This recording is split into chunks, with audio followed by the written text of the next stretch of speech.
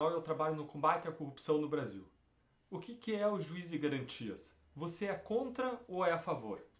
O juiz de garantias é um juiz que foi criado para atuar apenas e exclusivamente na fase de investigação. Como que funcionava antes? Antes, um juiz como o ex-juiz federal Sérgio Moro, ele trabalhava deferindo, decidindo medidas de quebra de sigilo bancário, fiscal, buscas e apreensões. Depois ele recebia a acusação feita pelo Ministério Público, ouvia testemunhas e depois da instrução do processo ele julgava o processo, condenando ou absolvendo.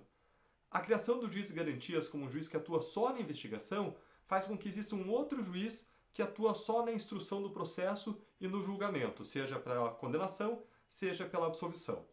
Qual que é o objetivo da criação do juiz de garantias? O objetivo é fazer com que o juiz que decide medidas como prisão, busca e apreensão, quebra de sigilo bancário e fiscal, ele não tem uma pré-concepção de culpa do réu e, nesse sentido, ele estaria mais independente e mais imparcial para proferir uma sentença, quer condenando, quer absolvendo. Nós temos restrições em relação ao juiz de garantias, mesmo quando a gente analisa esse reforço de imparcialidade, como eu vou colocar adiante, mas eu tenho que reconhecer que esse objetivo de reforçar a imparcialidade é um objetivo nobre. Agora, esse juiz, a criação desse juiz, funcionaria muito bem em países nórdicos, mas não no Brasil. Na Noruega, Suécia, em países em que a justiça funciona. O problema é que aqui, esse juiz de garantias vai reforçar duas características muito ruins da nossa justiça, que são a morosidade e a impunidade, especialmente de poderosos e pessoas que praticam crimes de poder. Quando nós olhamos para o primeiro desses dois aspectos, para a morosidade, nós observamos que nos crimes em geral, que são processados na justiça estadual, mais de 90% dos crimes são processados lá, os processos eles demoram desde o começo da investigação até o final deles, até não caber mais recurso, demoram aí, a gente pode fazer uma estimativa, cerca de 8 anos em média. Agora, quando você olha para processos por corrupção, lavagem de dinheiro, como os casos da Lava Jato, são casos muito mais complexos, eles podem demorar muito mais do que isso. E quando você cria a figura do juiz de garantias, que separa o julgamento em segunda instância em duas fases, com dois juízes diferentes, você piora esse problema da morosidade. Por que você piora? Por duas razões. Em primeiro lugar, o juiz que for atuar depois do juiz de garantias, que é o juiz de instrução, ele vai ter que estudar todo o processo novamente, conhecer o mesmo processo, e quando a gente está falando de casos como a Lava Jato, isso pode demorar meses. São processos complexos, milhares de páginas de informação, milhares de documentos. Um juiz ou um procurador para se inteirar de um caso como a Lava Jato demora 6 meses ou mais. Além disso, além desse problema de demora a mais que para tomar pé do que aconteceu, existe ainda um problema estrutural que vai gerar mais demora, que é a segunda razão pela qual a demora vai aumentar. É o fato de que em muitas varas, especialmente no interior do país, em muitas comarcas, existe só um juiz atuando. E nesses casos, como é que vai funcionar essa separação entre o juiz de garantia e o juiz de instrução? Ora, ou o processo vai ter que ir, depois da investigação, para o juiz em outra cidade, vai ter que ficar indo e voltando, ou esse processo vai ter que aguardar a vinda de um juiz de outra cidade para analisar, ele vai ter que vir e voltar diversas vezes para ouvir testemunhas até o julgamento. Então, essas idas e vindas de processos ou de juízes vai gerar custo e vai demandar tempo, piorando a morosidade do nosso sistema, que já é uma característica muito ruim dele. Agora, para além de gerar mais morosidade, a figura do juiz de garantias vai piorar a impunidade que existe no Brasil. Por quê?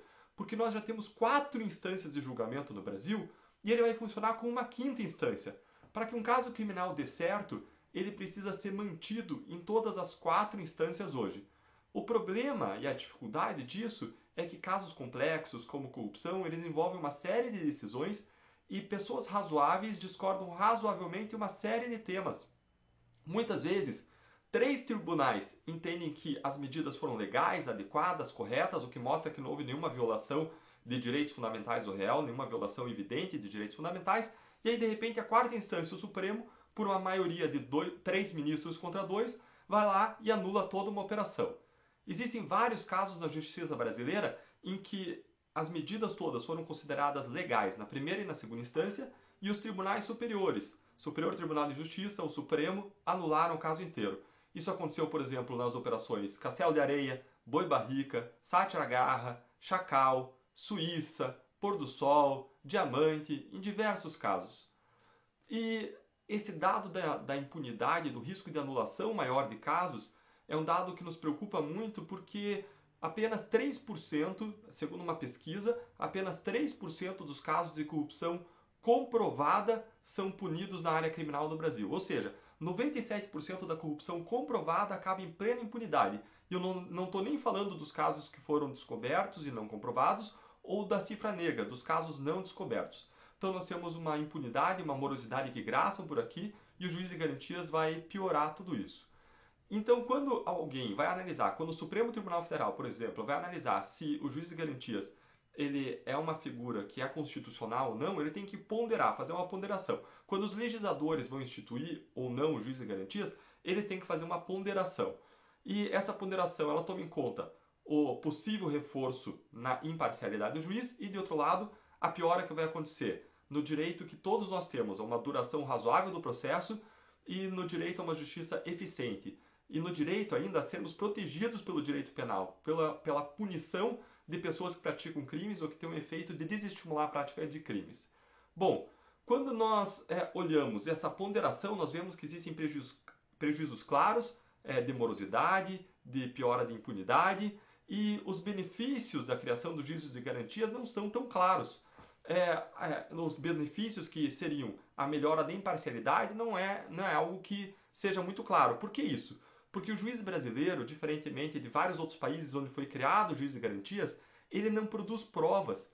Quando ele está atuando na fase de investigação, ele não atua proativamente, ele não é um investigador, como são juízes que atuam em outros países na fase de investigação. E além disso, esse juiz, quando emite decisões como decisões de busca e apreensão, de prisão, de quebra de sigilo bancário e fiscal, ele emite uma decisão superficial e não uma decisão que a gente chama de cognição exauriente, uma decisão profunda. Ou seja, uma decisão superficial. Ele não está pré-julgando o réu, não está emitindo juízo condenatório contra o réu. Ele está simplesmente fazendo uma avaliação superficial dos fatos.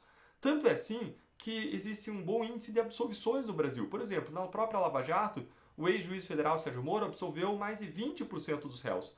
Não existem, então, pesquisas que mostrem de modo claro que existe um pré-julgamento do juiz ao atuar na fase de investigação. Aquilo que, sob o ponto de vista da psicologia, se chama de viés de confirmação. Porque o cara atua na investigação, deferindo medidas, ele geraria uma pré-concepção e tenderia a condenar. Não existem pesquisas que mostrem isso no Brasil, tomando em consideração especificamente as peculiaridades do nosso sistema.